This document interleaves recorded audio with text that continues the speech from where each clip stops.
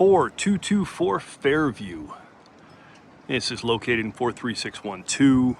I'd give this neighborhood 9 out of 10 on an investment grade scale before you kind of factor any of the suburbs. This property has just catastrophic peeling paint, like the the wooden siding outside has completely had it. It's done, it's ready for siding. I'm gonna ballpark 20 grand. It's not gonna be cheap. You also have a 3-tab roof. It's not leaking presently, but you're gonna need a roof. It'll be good for like 40 years after you put another roof on, but it is gonna be coming in the future. Also, some of your windows, ignoring whatever the hell that is, a lot of your windows are just original to the house. They're wooden. They're all gonna have to be painted to pass the Section 8 no peeling standard, and that also correlates to the City of Toledo lead paint standard. This is called alligatoring because it looks like alligator skin. Classic lead-based paint. You can see probably my company over the years have tried to kind of put a band-aid on this thing and make it not quite so bad, but this whole thing is ready for vinyl product. I would talk about doing the windows. All this has got to be touched up and painted. The windows, the window sills, like all this gets to be wrapped. You're looking at some serious expense, not incredible expense. I'm gonna say you're in a 120, 140K neighborhood. So 4224, see if I can get in here without slamming the door on everybody. There we go. Now, living room, lovely size. I just made 1489 Berdan Avenue video, one that I personally bought. This living room and dining room are larger than mine. That is a furnace vent, like a wall vent, and is not structural, not going to be the final product. Looks like you had some laminate floor here. Laminate floor has had enough. I'm also going to say, you can kind of see there's a hump in the floor. I'll look with you when we go down to the basement. See where the light is shining right there? That's a high spot. And so you can see we have delamination there.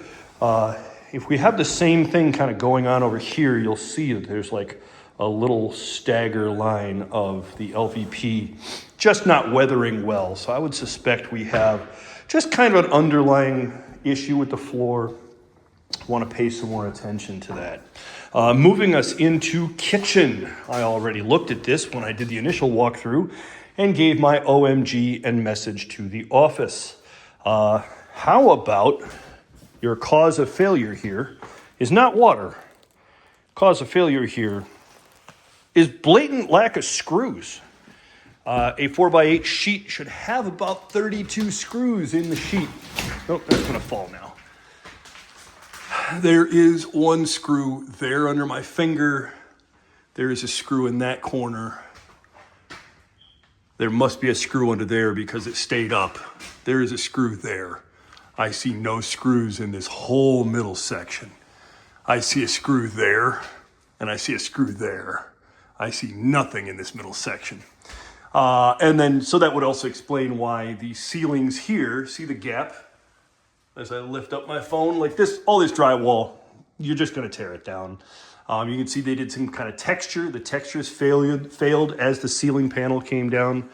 And then we get onto the good side. These are, replacement cabinets.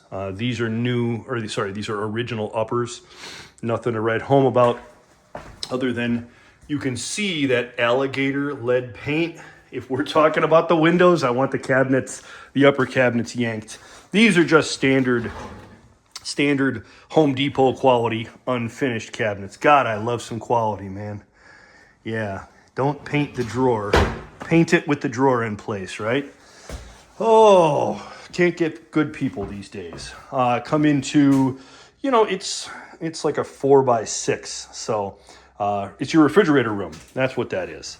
Then you have a main floor half bathroom. That is lovely. That is about all you would be able to fit in there. Then I'll turn the camera on and go to the basement and I'll get us upstairs. Daylight coming in. That is a Section 8 failure.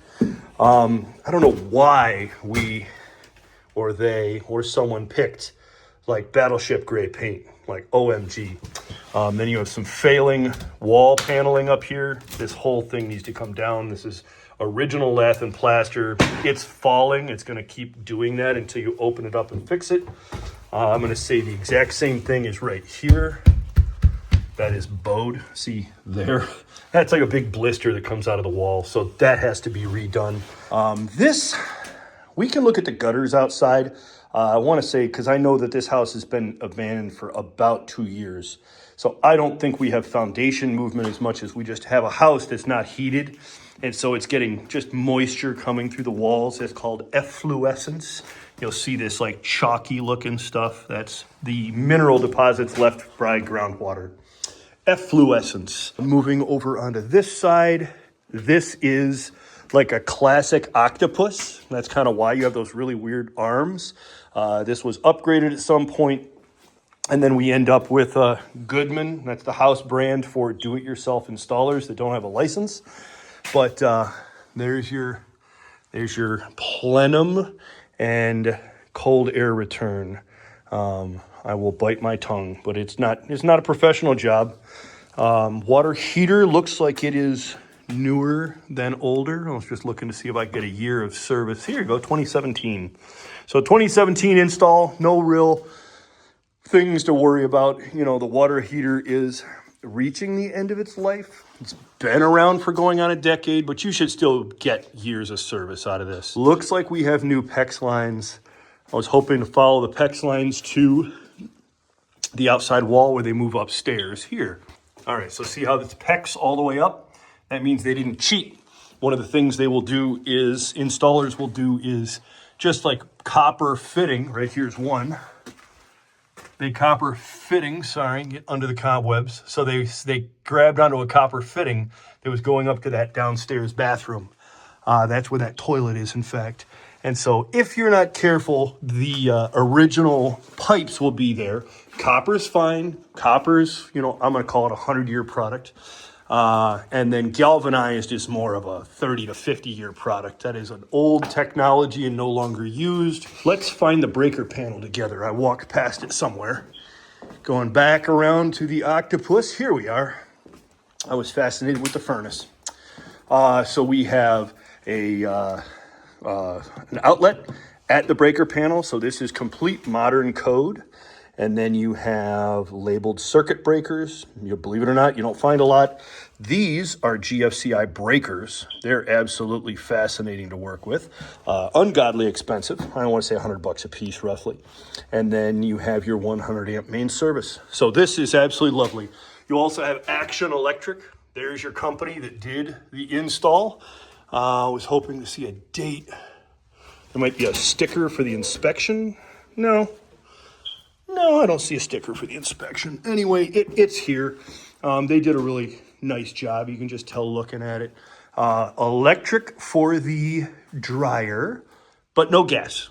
So just some restriction, but nothing that is earth-shattering. And let us move upstairs. That was the front door we came through in the first video. This is our living room, dining room. Living room here, dining room there. And, the house has been lived in, so you have some goofiness where there was a television mounted old thermostat, carpeting that is totally shot. That is foreclosure grade right there. That has been well worn. And then you have a glue down laminate floor. It could use quarter round, and then you have leaking. You totally have leaking. Damn. So the window itself doesn't look horrible, but yeah, there's something going on. This is the north side of the house right here. And so, yeah, you've got water, like this whole sill is rotted out and it has degraded the drywall underneath. So that needs to go. This is a brand new window. Figure that one out, right? That's a brand new window, which is interesting because that would mean the residents didn't even remove the stickers. But this window's done. And we definitely need to make sure we flash it well when we go in. Now, going upstairs, I see a 90-degree. I don't really love that. What you're going to find is that if you're going to get beds up here, you've got to be able to bring them up and turn, but we don't hit more stairs, so that's good.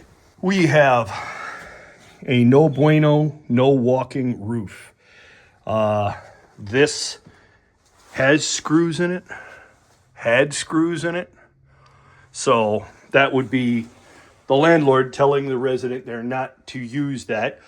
We like to label the door as well. Nothing really to write home about there. Don't make it accessible, by the way. You do not want that to be accessed by your residents. Even if you put a railing up there, you're going to puncture the roof. And so that will cause you trouble over time. Bathroom. Wow. Not really positive what this is supposed to be.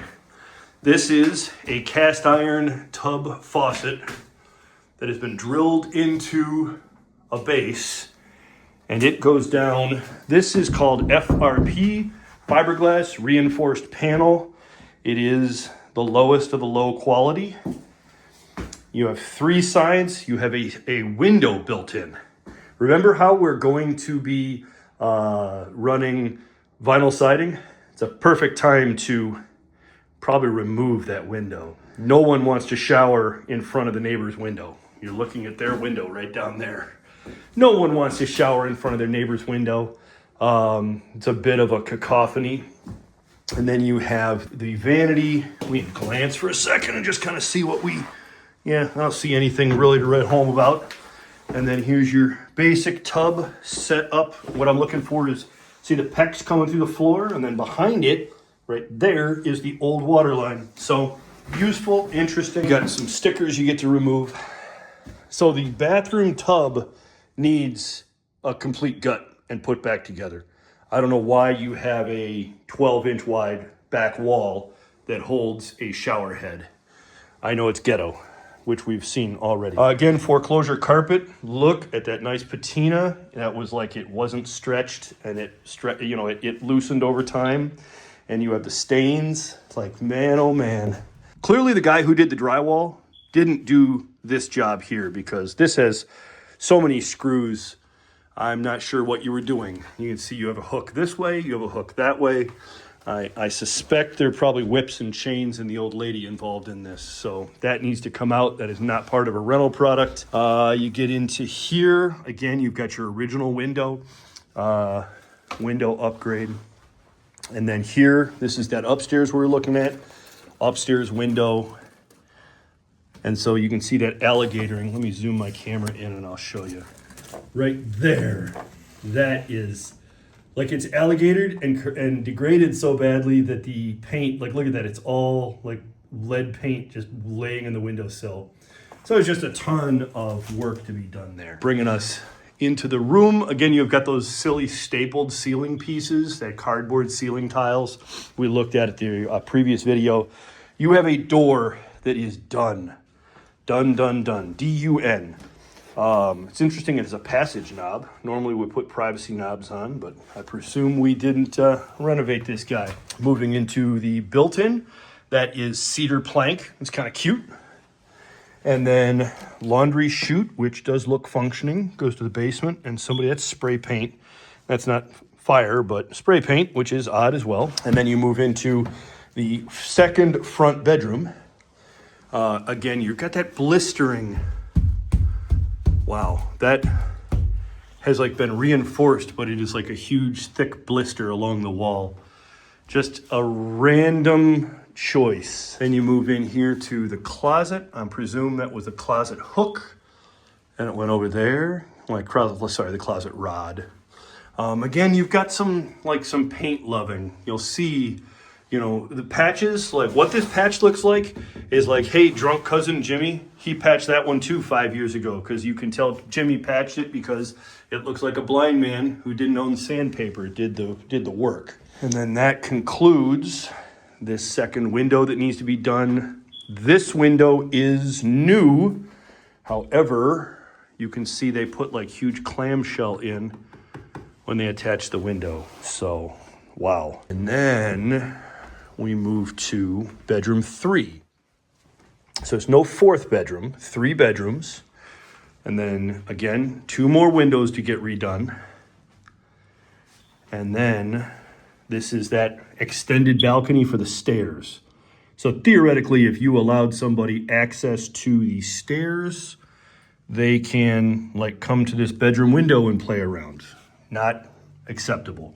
Also vines. These seem to have a collection of vines. You not only have a rental product, you need to be charging your vines rent or hosting an eviction event is what I would recommend. So that is the upstairs. I would carpet this whole second floor. I would re-floor this. And honestly, if we're doing the 3 sides, we should get rid of the tub at the same time. You see it's got this weird little bulge on it that's not standard at Home Depot and Lowe's anymore. I would gut this whole thing and put it back together. But there's definitely some work in the house, but no leaking, right? You failure of paint, but I don't see any leaking. I do have hardwired smoke detectors. Those are sexy. Don't see those a whole lot in modern houses or old houses. And then there's your backyard. So kind of finishes at the fence line. I think where that blue trash can is, that's the division between the 2 properties. And there you go. So 4224 Fairview. Again, we need railing that goes all the way down. That's not appropriate.